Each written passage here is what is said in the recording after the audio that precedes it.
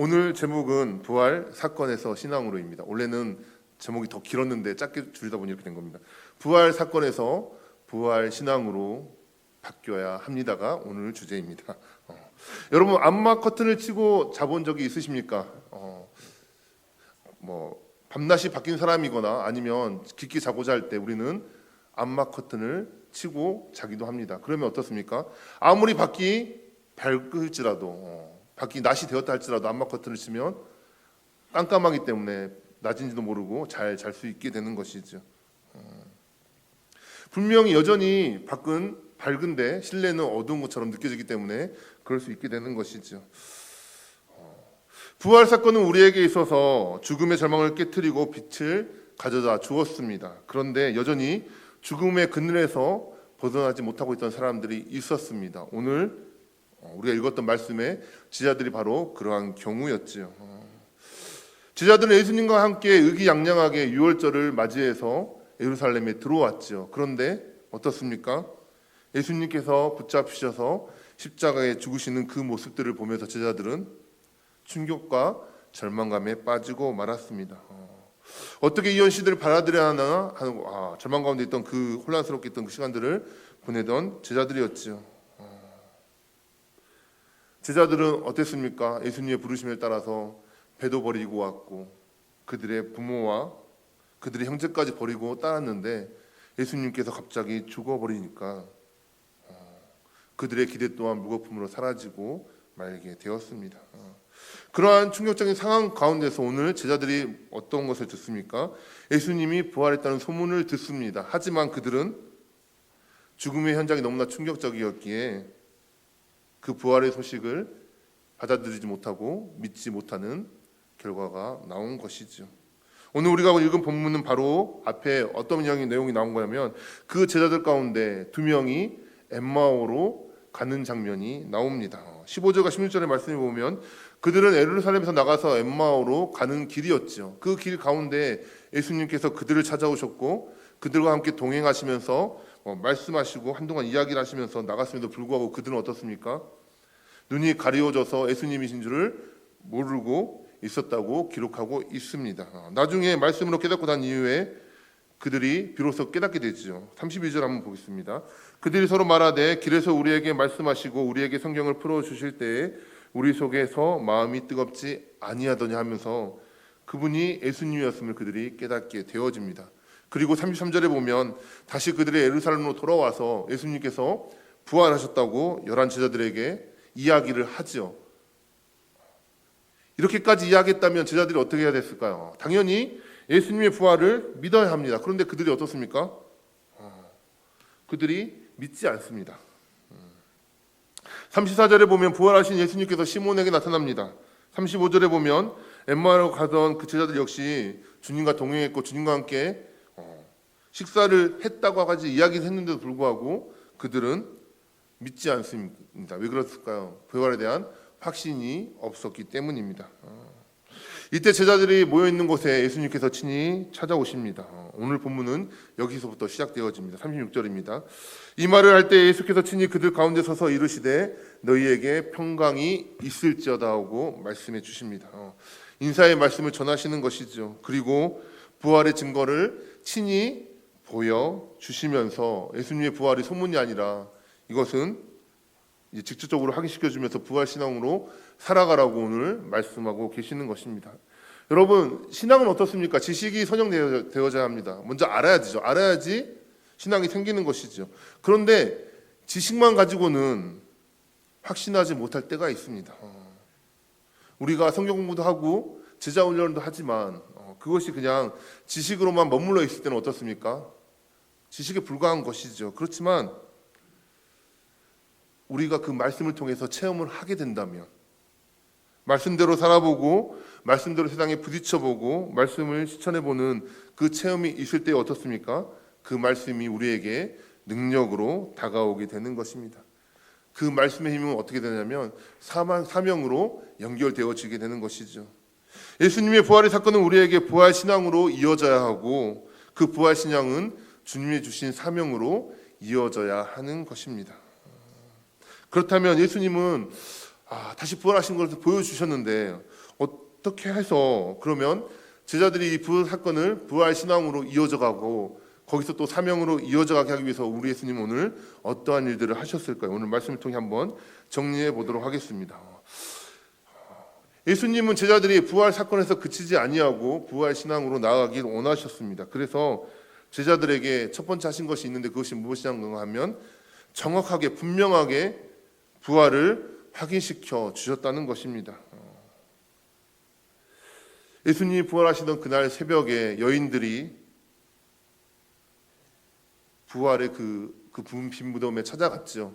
그때 천사들이 무엇을 말합니까? 예수님이 부활했다는 소식을 전하게 되고 그것을 듣게 되죠. 그리고 제자들에게 이 부활의 소식을 전했습니다. 9절입니다. 이 여인들이 무덤에 돌아가 이 모든 것을 11사도와 다른 모든 이에게 알리니라고 말하고 있습니다. 사도들의 반응은 어떻습니까? 11절입니다. 사도들은 그들의 말이 허탄한 듯이 들려 믿지 아니했다라고 말하고 있죠. 12절에 보면 뒤늦게 베드로가 그 무덤가로 달려갑니다. 그리고 그곳에서 빈 무덤 가운데 예수님이 입으셨던 세마포만 있는 것을 보고 그가 돌아오지요. 그것을 보고도 베드로 또한 예수님의 부활을 직접 보지 않았기 때문에 확신하지 못하고 혼란스러워했지요.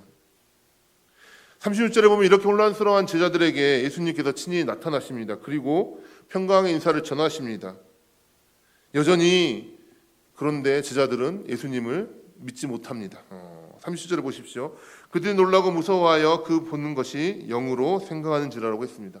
예수님을 마치 유령을 보듯이 영을 보듯이 생각한 것이죠. 너무 두려워서 유령을 보는 것처럼 그들이 떨었던 것이죠. 그들이 부활을 믿고 있었더라면 예수님이 나타났을 때 반응이 어떠해야 됩니까?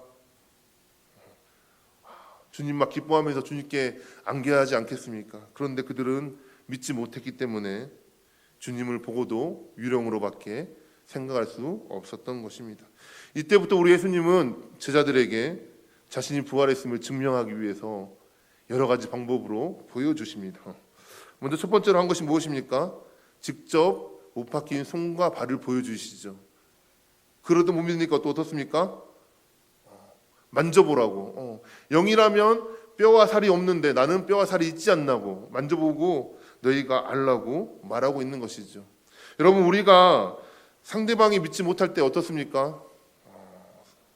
사랑하는 마음이 없으면 서운합니다. 괘씸하게 느껴지죠. 나를 어떻게 생각했기에 나를 이렇게밖에 생각 안 하는 거냐고. 내가 너를 정말 신뢰하고 너를 사랑하고 믿었는데 나를 어떻게 생각하기에 나를 믿지 못하냐고 하면서 화를 내기도 하죠. 서운한 마음이 들 수 있습니다. 그렇지만 사랑한다면 어떻습니까? 사랑하는 마음이 있으면 그 사람을 설득시키기 위해서 더 적극적으로 나아가게 되죠. 자존심을 내려놓고 포기하지 않습니다. 선명해야 할 것이 있다면 설명을 합니다. 증거를 보여줘야 할 것이 있다면 증거를 다 보여주지요. 그리고 오해를 풀 게 있다면 최선을 다해서 설명하면서 불신을 신뢰로 바꾸기 위해서 노력을 하는 것이죠. 오늘 우리 주님께서 그러한 일들을 하고 계십니다. 제자들에게 십자가 흔적을 친히 보여주시고 만져보게 하시면서 보고 만져서라도 내가 부활했다는 그 사실을 너네들 믿어라 하고 주님께서 말씀하고 계시는 것이죠. 그런데 제자들은 어떻습니까? 여전히 혼란스러웠습니다. 41절에 보면 제자들의 심리 상태를 이렇게 설명합니다. 그들이 너무 기쁨으로 아직도 믿지 못하고 놀랍게 여길 때라고 말하고 있습니다. 예수님이 보이는 것은 기쁨입니다. 하지만 어떻습니까? 머리로는 아직 예수님의 부활하심을 받아들이지 못하는 것이죠. 우리가 정말 믿을 수 없이 기쁜 소식을 접할 때 어떻게 말합니까? 이게 꿈인지 생신지 모를 때 어떻게 하죠? 옆에 있는 사람에게 내 볼을 한번 꼬집어 보라고 합니다. 그죠? 우리 한번 옆에 있는 분들 볼을 한번 꼬집어 보도록 하겠습니다. 한번 꼬집어 보십시오. 잠도 깨실 겸 청노님도 안 꼬집어 보시죠. 여러분 아프십니까? 그러면 이게 뭡니까? 꿈이 아닌 거죠. 그죠? 예수님께서는 제자들에게 그렇게 말을 해요. 너네가 못 믿는다면 나를 만져보라고. 그래도 못 믿으니까 예수님께서 어떻게 말씀하십니까? 먹을 것이 있으면 가져오라고 그러죠. 그러니까 제자들이 생선 한 토막을 가져오고 예수님은 그것을 먹으십니다. 유령이라면 먹을 수 있습니까? 없습니까? 없지요. 그런데 예수님께서 생선 한 토막을 먹으셨습니다. 내가 그걸 먹었다는 것은 육신을 가지고 있는 부활의 몸으로 이 자리에 나왔다는 것을 다시 한번 보여주는 것이지요. 이렇게 예수님은 모든 방법을 동원해서 제자들에게 내가 부활했음을 알리고 증명하고 계신 것입니다. 예수님의 부활의 사건이 우리에게 부활의 신앙으로 열매 맺기 위해서는 무엇이 필요한 걸까요? 그것은 부활을 믿을 수 있는 체험이 있어야 한다는 것입니다. 우리가 공동체적으로 예수님이 우리의 구원자라고 고백을 하죠. 그런데 우리 개인적인 신앙 고백이 분명히 있어야 한다는 것이죠. 어떤 일이 되었건 우리가 예수님을 만나는 그 계기가 있어야 한다는 것이죠. 바울을 보십시오. 그가 열심을 가진 자였습니다. 정말로 누구보다도 하나님을 한다고 열심을 가진 자였죠. 그런데 그가 개인적으로 예수 그리스도를 만나게 되니까 어떻습니까?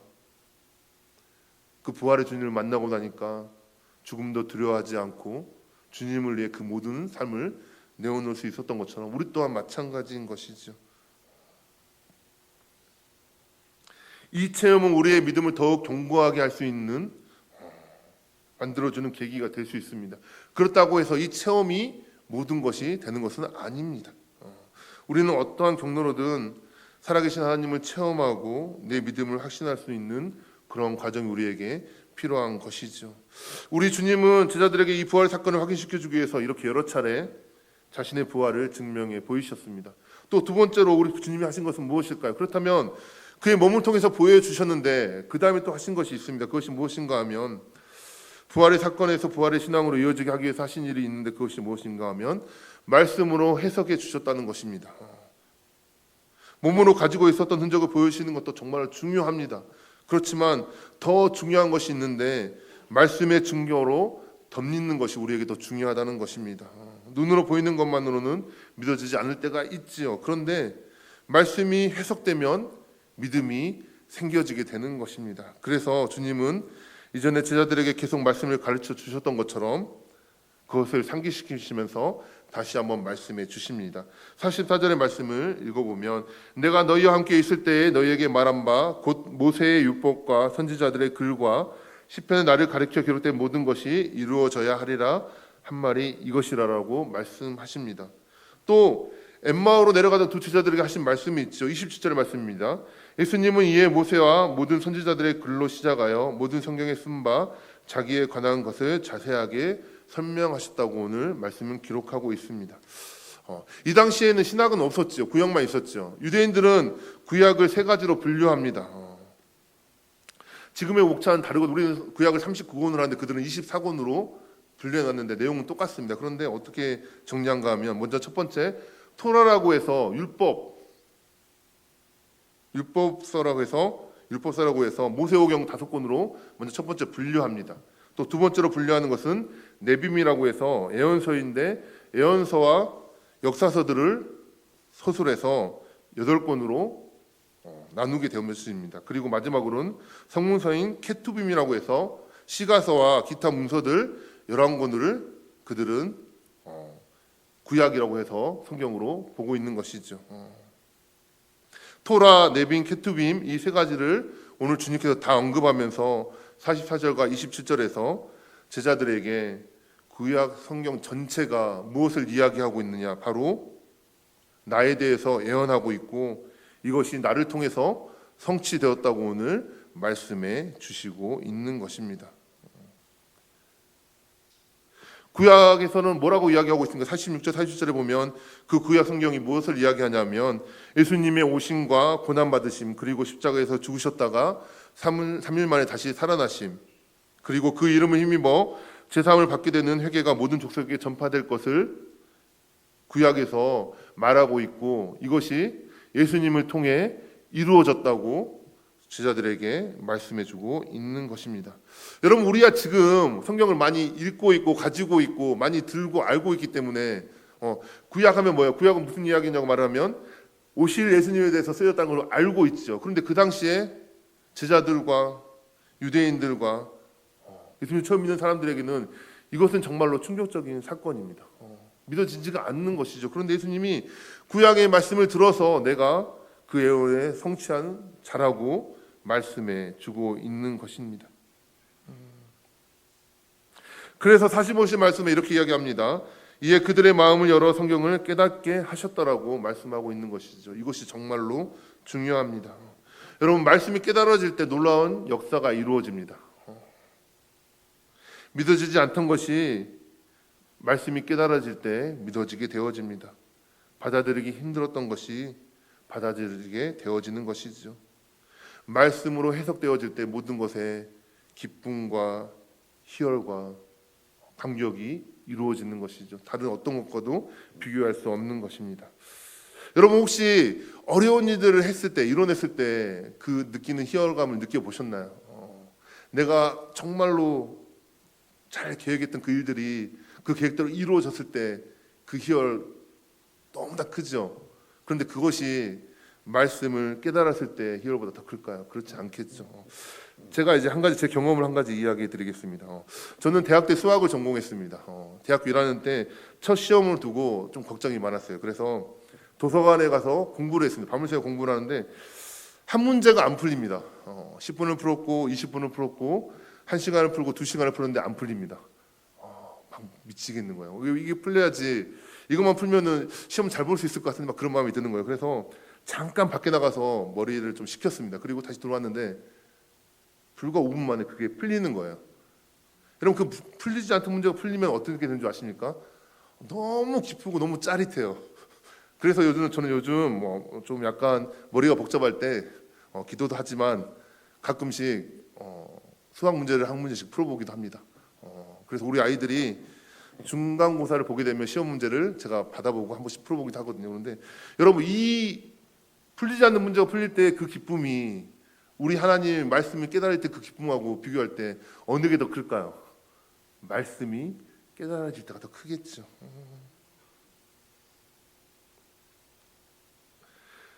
그 깨달음이 단순할 때는 기쁨만 넘치겠지만 강렬할 때는 어떻습니까? 우리 마음이 뜨거워지고 가슴에 벅찬 감격을 느끼게 되는 것입니다. 이 말씀이 결국 우리의 신앙을 튼튼하게 버틸 수 있도록 만들어주는 중요한 뼈대가 되어지는 것이죠. 그래서 말씀이 깨달아지는 것이 중요합니다. 여러분, 그래서 항상 말씀을 들으실 때 말씀 듣는 것에만 집중하지 마시고 말씀이 깨달아지게 해달라고 기도하면서 들으실 수 있는 우리 성도님들이 될 수 있기를 바랍니다. 말씀이 우리에게 주시는 의미가 무엇인지 깨닫지 못하고 말씀의 능력을 체험하지 못하게 된다면 어떻습니까? 그저 지식으로만 남게 되는 것이죠. 아무리 교회를 오래 다니고 예배를 잘 드리고 말씀을 잘 들었다 할지라도 그것이 깨달아지지 않는다면 그냥 교회 문턱만 받고 왔다 갔다 하는 것입니다. 그런데 말씀이 깨달아지고 아멘으로 화답하게 되어지고 우리 심령 가운데 말씀으로 역사하시는 그 말씀의 능력이 우리 가운데 임하게 되면 어떨까요? 우리 가운데 너무나 기쁘겠죠. 그죠? 말씀대로 살아가는데 신나겠죠. 한 가지 바라기는 우리 모든 성도님들이 말씀을 대할 때 성령의 조명하심의 은혜를 입으신 우리 성도님들이 될 수 있기를 바랍니다. 그리하여서 말씀이 깨달아진 우리 성도님들이 될 수 있기를 바랍니다. 말씀이 여러분의 심령에 눈을 뜨게 하고 여러분의 마음을 뜨겁게 하고 낙심했던 제자들을 생명의 능력으로 역사했던 것처럼 그 말씀이 우리 가운데 임하게 될 때 능력의 생명의 말씀으로 말씀의 역사가 나타날 수 있는 우리 모든 성도님이 될 수 있기를 주님의 이름으로 소망합니다. 세 번째로 또 부활의 사건이 부활의 신앙으로 되기 이어지기 위해서는 우리 주님께서 마지막에 하신 것이 있는데 그것이 무엇인가 하면 사명을 확인하게 하십니다. 부활하신 주님께서 제자들에게 부활의 신앙으로 살아가도록 먼저 주님의 몸을 십자가의 흔적을 보여주셨죠. 그리고 말씀을 해석해 주셨습니다. 그럼 마지막으로 또 무엇을 하셨는가 하면 부활의 신앙으로 살아간다는 것을 설명하기 위해서 그들에게 사명을 더하여 주셨습니다. 그 사명은 무엇입니까? 이 모든 일의 증인이 되리라는 것이었습니다. 48절 말씀을 한번 볼까요? 너희는 이 모든 일의 증인이라 그랬습니다. 말씀의 깨달음은 절망과 혼돈을 넘어서서 사명으로 바꾸는 능력이 있는 것입니다. 바로 직전까지 어떻습니까? 제자들 혼란스러웠습니다. 예수님이 나타나서 불구하고 예수님을 부활하신 주로 바라보지 못했죠. 그런데 이제 어떻습니까? 이제는 사명을 받고 사명을 바라보기 시작합니다. 그리고 말씀을 이루는 삶을 살아가게 되는 것이죠. 초기 그리스도인들의 삶 형태가 바로 이것과 마찬가지입니다. 초대교회를 생각해 보십시오. 그들은 모이면 부활하신 주님을 기념하고 확인했습니다. 그리고 또 어떻습니까? 흩어지면 부활하신 주님을 전하는데 힘썼죠. 증인으로 살아갔죠. 이것이 사도행전에 나타난 초기 교회 성도들의 삶이었습니다. 우리처럼 그렇게 복잡하지 않습니다. 내가 교회에 오면 살아계신 하나님, 부활하신 주님을 확인하고 그 능력을 덧입어서 이제 내 삶의 현장으로 나아가서는 어떻습니까? 내 삶을 통하여서 부활하신 주님을 전하고 그 증인으로 살아가는 삶이 바로 그들의 삶의 모습이었던 것이죠. 하나님의 살아있는 말씀이 나를 통해 이루어집니다. 하나님의 비전이 나를 통해 성취되어지는 것이죠. 이것을 바라보면 그 어떠한 것보다 큰 기쁨이 우리 가운데 넘칠 수 있겠죠. 그런데 단 이 사명을 완수하기 위해서는 전제되는 조건이 있습니다. 49절입니다. 증인이 되기 위해서는 먼저 볼지어다 내가 내 아버지께서 약속하신 것을 너희에게 보내리니 위로부터 능력으로 입혀질 때까지 이 성에 머물라 하시니라고 말하고 있습니다. 뭐라고 말합니까? 예수님께서 성령을 보내주시겠다고 그 성령이 올 때까지 모여서 함께 예루살렘에 모여서 기도하라고 말씀하셨죠. 이 말씀은 사도행전에서 그대로 이루어집니다. 그대로 예루살렘에 모여 마가 다락방에서 함께 모여 기도했죠. 성령이 임할 때까지. 그리고 오순절 성령이 임하시고 그들은 부활의 증인으로서 살아갈 수 있게 되었습니다. 십자가 죽음의 절망은 예수님의 부활의 소망으로 바뀌었죠. 그리고 부활의 소망의 기쁨은 증인된 사명으로 이어졌다는 것입니다. 우리도 마찬가지죠. 절망스럽고 혼돈과 두려움과 불안의 그 삶의 현장 가운데서 이것을 해결할 수 있는 유일한 방법은 무엇입니까? 바로 부활 그 사건을 바라보면서 부활 신앙을 회복하는 것에 있습니다. 우리를 회복시키고 다시 살리는 부활의 능력을 힘입는 것이 바로 그것입니다. 우리가 이전에 찬양 300장 불렀죠. 찬양 300장 가사를 잘 한번 생각해 보십시오. 내 마음이 낙심되며 근심에 눌릴 때, 희망이 사라지고 친구가 날 버릴 때, 번민이 가득 차고 눈물이 흐를 때, 가는 길 캄캄하고 괴로움이 많을 때, 혼란이 닥쳐와서 어려움을 당할 때. 이 찬송가에 다 담지는 않았지만 그 외에도 남모른 무거운 짐을 지고 지쳐갈 때, 일일이 해명할 수 없는 오해와 모함을 받을 때, 모든 소망이 끊어진 것처럼 느껴지고 모든 것이 다 끝났다는 절망감이 몰려올 때도 우리를 찾아오셔서 평강을 전하시며 부활의 모습을 확인시켜 주시는 주님만 만나게 되면 우리는 부활의 신앙으로 거듭날 수 있게 되는 것입니다. 여러분, 부활의 신앙으로 살아간다는 것에 대해서 바울은 부활장인 고린도전서 55장 58절에서 이렇게 이야기합니다. 그러므로 내 사랑하는 형제들아, 견실하며 흔들리지 말고 항상 주의 일에 더욱 힘쓰는 자들이 되라. 이는 너희 수고가 주 안에서 헛되지 않는 줄을 알미라라고 말하고 있습니다. 여러분, 바울이 견실하라고 권면합니다. 신앙을 굳게 세우라는 말이죠. 초대교회 성도들은 죽음 앞에서도, 그리고 그들을 죽이려 하는 권세자들과 권력자들 앞에서도 두려워하거나 무릎을 꿇지 않았습니다. 타협하지 않았죠. 우리 또한 마찬가지입니다. 견실하여서 부활의 신앙으로 무장하여 우리의 신앙을 더욱 굳건히 세워나갈 수 있는 동산교회 성도들이 되기를 바랍니다. 두 번째로 또 뭐라고 말합니까? 부활의 신앙으로 산다는 것은 흔들리지 말라고 이야기합니다. 우리에게는 흔들리게 하는 요인들이 많이 있습니다. 외부로부터 유혹도 오고 내 자신의 것들도 있고 압박과 핍박이 오고 불이익을 당할 때가 있지요. 그래서 우리의 신앙이 흔들릴 때가 있습니다. 그런데 그때마다 흔들리고 쓰러지고 넘어지면 안 된다고 이야기하는 것이죠. 아이들 장난감 중에 오뚜기가 있죠. 아무리 우리가 넘어뜨리려고 해도 오뚜기는 어떻습니까? 다시 일어서게 되죠. 오늘 바울이 우리에게 이렇게 이야기합니다. 흔들리지 말고 바로 살아라고 말하고 있습니다. 또 마지막으로 부활신으로 산다는 것에 대해서 어떻게 말하냐면 항상 주의 일에 힘쓰는 자가 되리라고 말하고 있습니다. 여러분, 우리 인생의 목표는 무엇입니까? 무엇을 보고 나가야 하는 것일까요? 주님의 일에 힘쓸 수 있는 우리가 되기를 원합니다. 우리의 인생의 목표가 바르게 세워진다면, 부활의 주님이 우리 가운데 주신 사명이 있다면 어떻습니까? 우리는 무엇을 위해 살아야 하는지 분명히 아는 사람들이고 그것을 위해 힘써 나가야 하겠고, 그러한 사람이 복된 사람임을 깨달아야 하겠습니다. 오늘 말씀과 같이 우리는 예수님의 부활의 사건을 통하여서 부활의 신앙으로 나아가야 합니다. 그리고 그 부활의 신앙을 가지고 있다면 주님이 주신 그 사명을 붙잡고 나아가야 하는 것이죠. 오늘 우리는 새가족 초청주의를 이제 기대하면서, 아직 작정을 안 하실지 모르겠지만 작정을 한 분도 있죠. 작정을 할 겁니다.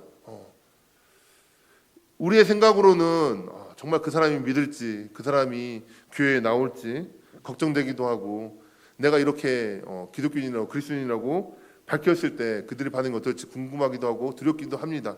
하지만 하나님께서 우리에게 사명을 주신 것이죠. 먼저 믿게 하신 이유가 무엇입니까?